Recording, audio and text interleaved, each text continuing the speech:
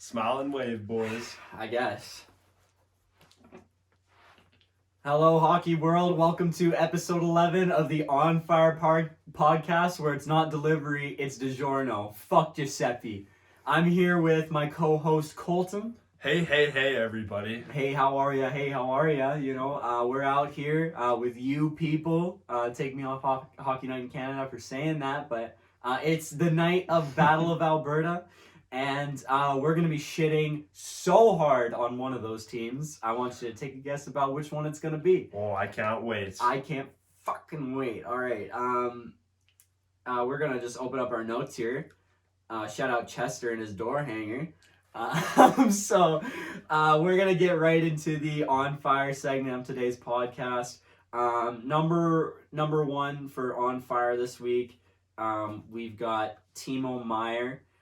With a 5-goal game. Cole, what do you got to say about that? First of all, Timo Meier is your doppelganger, man. Yeah. You look like Timo Meier. Like when I had short hair, for sure. Yeah, man. You don't look like Timo Meier anymore. But, like, I mean, a 5-goal game from that guy, pretty solid. Just makes me even look more like him. That's right. 5 in a game. That's right. He's certainly carrying the Sharks this year. He's top of their team in goals. Him and Logan Couture are having a good year in San Jose, and San Jose has kind of been shocking. I mean, They're right up there. I think they're in a wild card spot right now in the Pacific, and unbelievable, man. Good stuff out there in San Jose. You know, like they've got a bunch of bearded men out there, and like it's obviously working for them. Erik Karlsson getting a little bit out of his shit form that he's been the past few years. Still not back to being one of the best players in the league, but he's definitely making that $11 million look at least a little bit less worse, is how I would put it. Brent Burns is doing a little bit better. I think the people that kind of stand out for me from that team have been obviously Timo Meier and Tomas Hertl. I think both of them kind of this year have really been big parts of why they've been so good, but they weren't supposed to be. I still don't think that, like, they're playoff contenders. They're going to, even if they make playoffs, they're going to go far. It's just they have, like, Timo Meier especially had himself quite a week. And, like, you know, some people can't even score 5 goals in a season. I'm looking at you, Tyler Pitlick, with, like, 2 points on the season. And one of them is a secondary assist. Brett Ritchie doesn't even have a point this year. Yeah. Jacob Markstrom and Dan Vladar have more points than Brett Ritchie. They both have 1 assist. Brett Ritchie has 0. You heard it here first, folks. Like, that, get that bum out of here. Get these bums out of here, bro. Like, I also don't understand why, like, people like that are in the NHL. Like, kids in the OHL would get more points than you, buddy. That's right. Get out of here. Speaking of kids in the NHL, Peyton Krebs with 2 goals today. Okotoks boy. Local Okotoks boy. Represent. So we love that. Hell yeah. Represent Okotoks. You already know.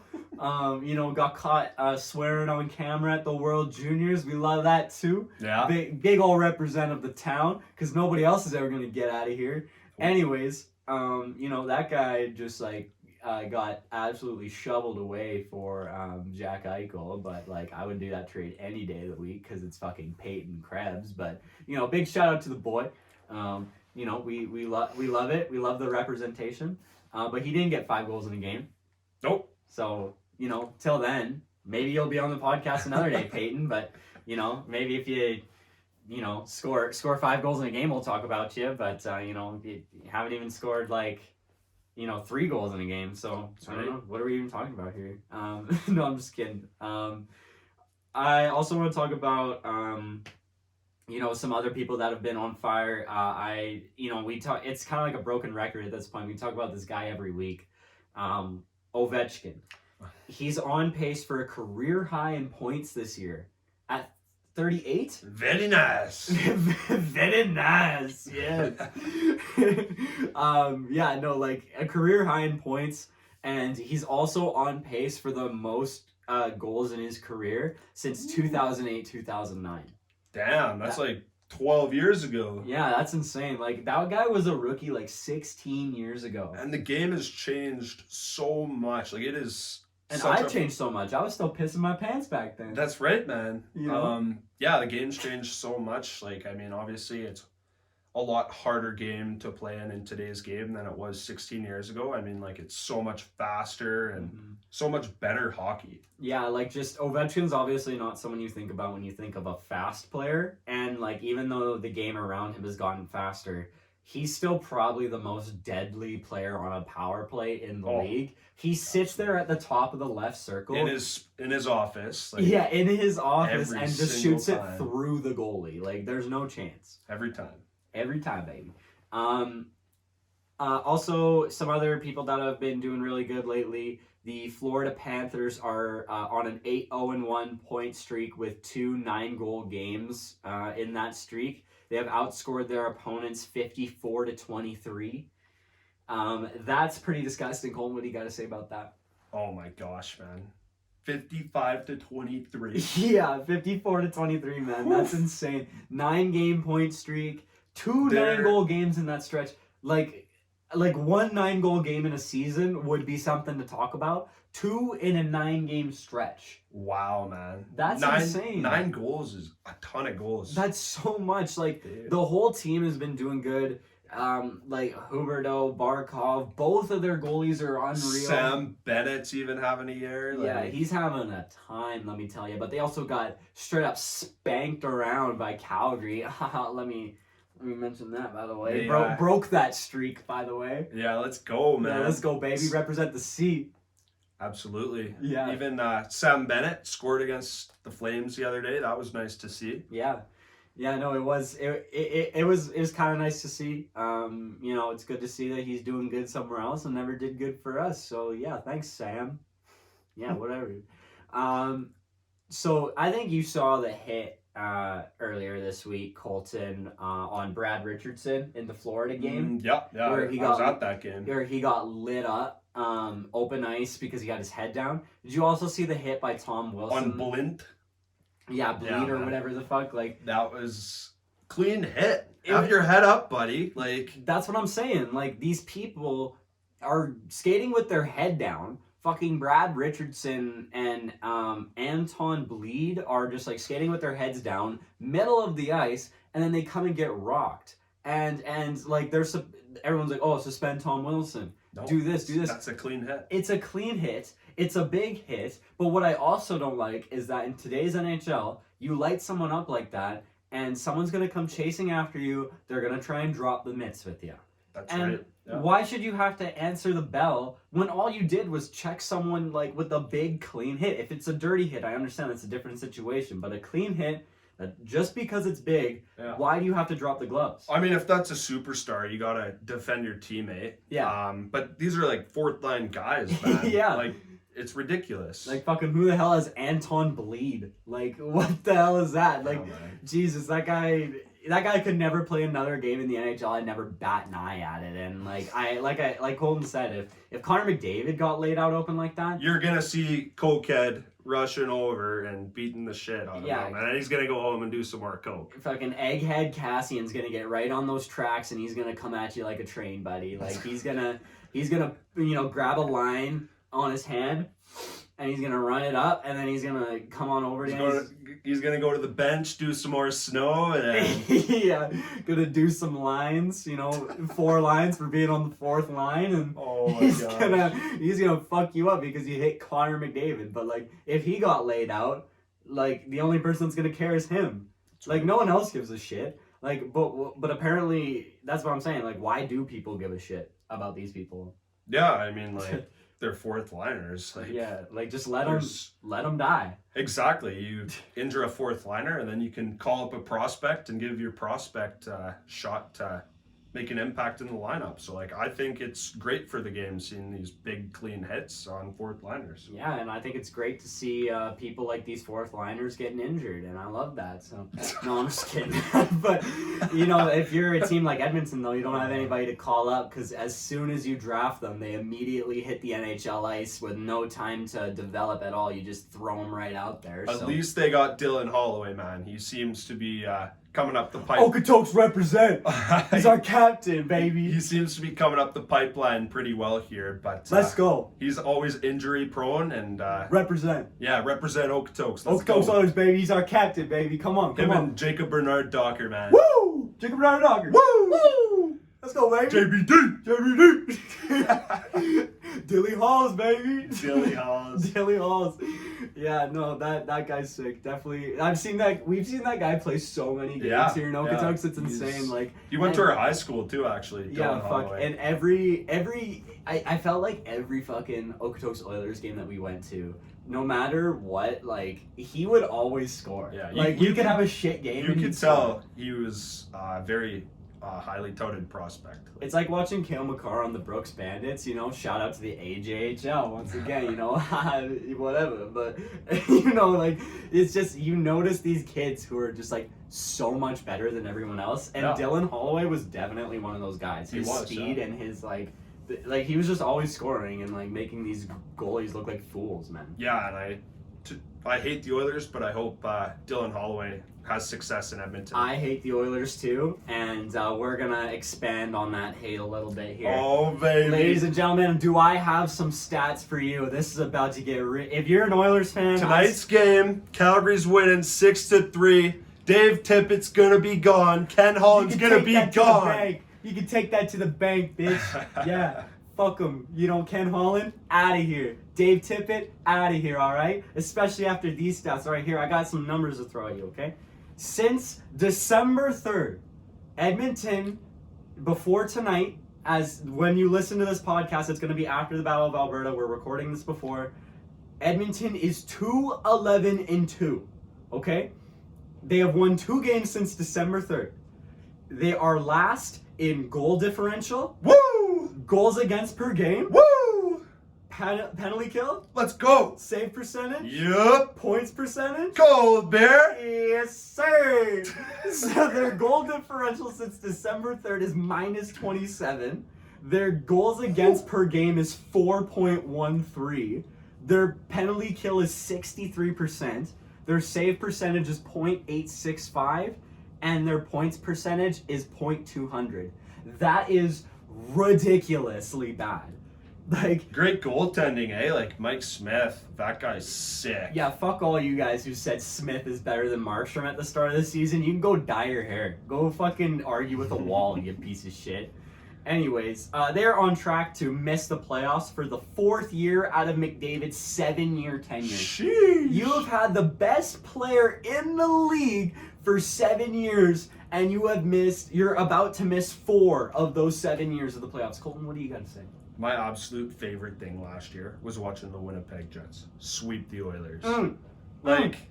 That's a done. You know what? I personally think McDavid puts too much pressure on all of his teammates, and he takes it too seriously, like as he should. He's the best player in the NHL, but nobody else on the Oilers besides Draisaitl and maybe Nuge take it to the level that McDavid does. Like, you want to talk about someone taking it too serious? Let's talk about Colton's favorite player, Nate Mack. Oh my Who doesn't even allow his teammates to eat pasta.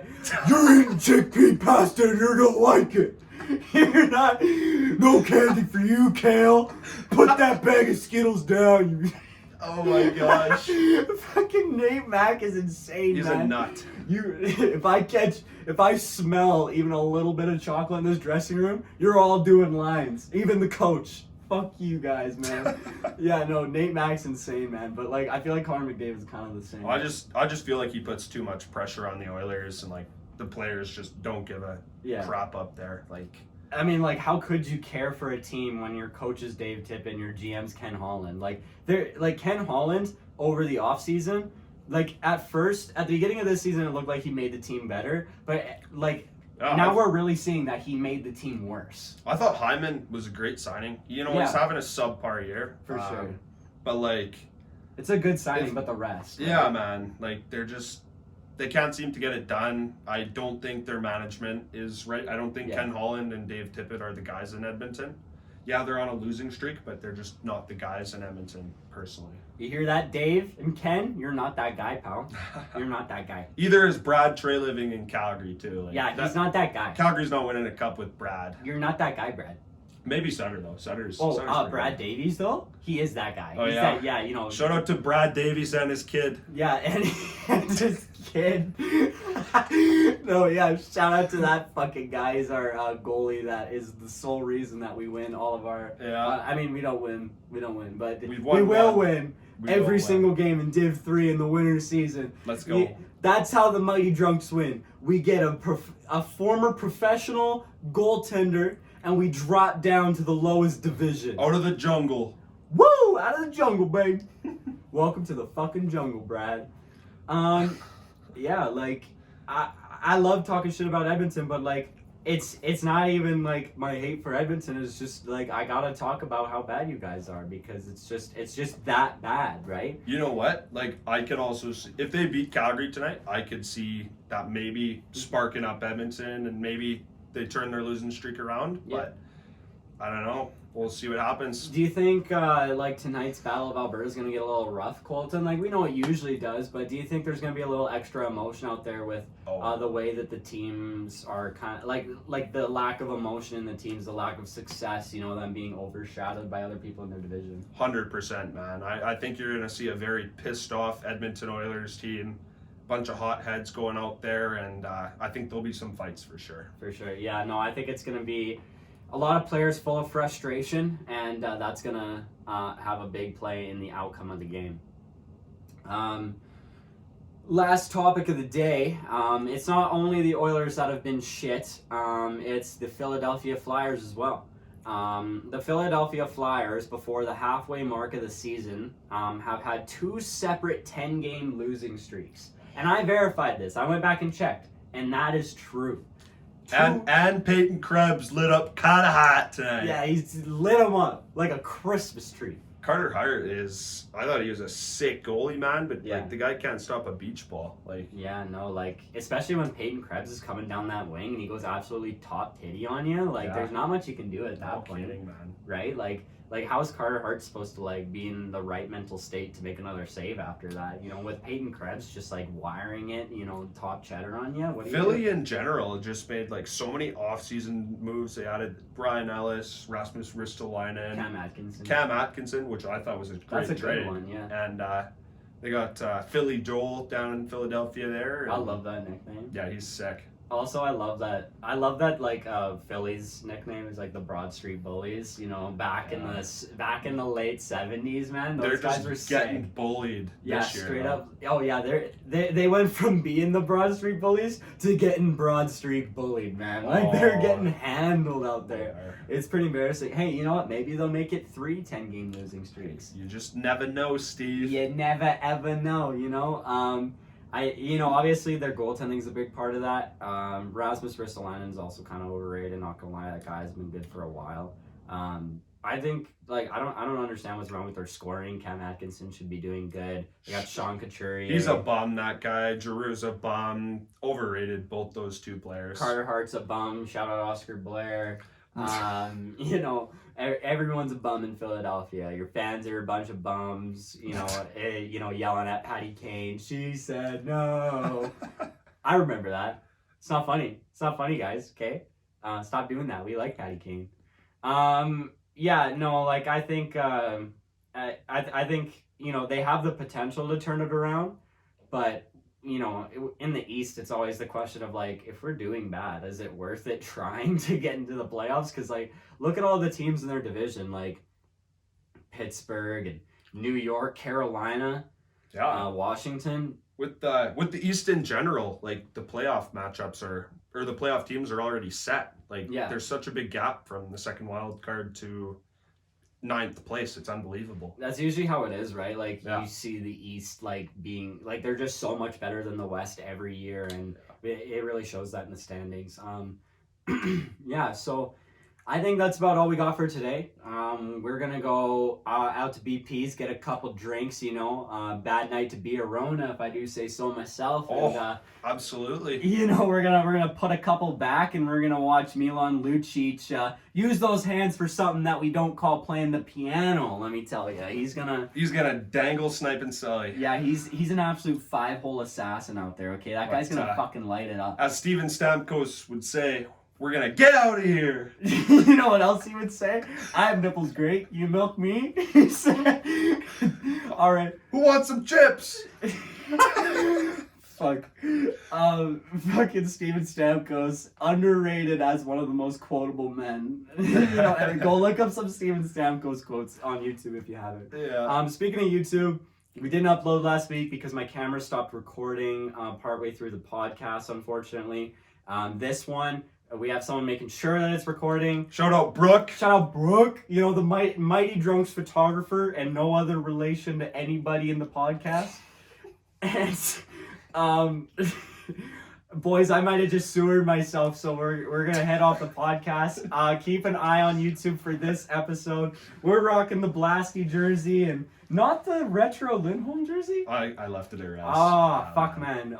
Maybe Chester can drive it down when he goes to pick up his door hanger. Wait. What's your score prediction tonight, Brando? My score prediction is 7-0. We're getting the touchdown and the field goal, baby. Go Chiefs. We're going to win it tomorrow. We're going to go to the Super Bowl, and Calgary's going to win tonight. Let's fucking go, baby. You ready? Yeah.